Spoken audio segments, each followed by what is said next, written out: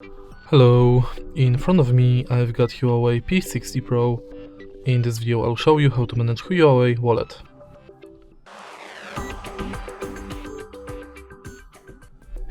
In the beginning, let's go to Huawei Wallet, and as you can see from the homepage of this app, you can add payment cards,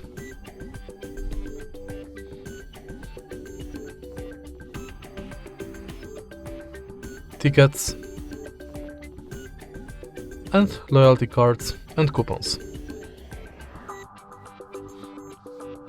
If you go to Me, you've got access to your Huawei account, Huawei points, settings, check for updates, and About. In settings, you can change payment PIN and payment verification method. In more settings, you can manage notifications.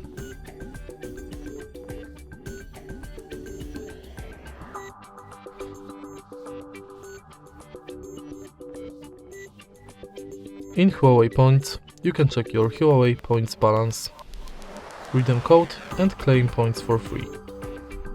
And that's basically it. If you find this video helpful, please leave like, comment and subscribe.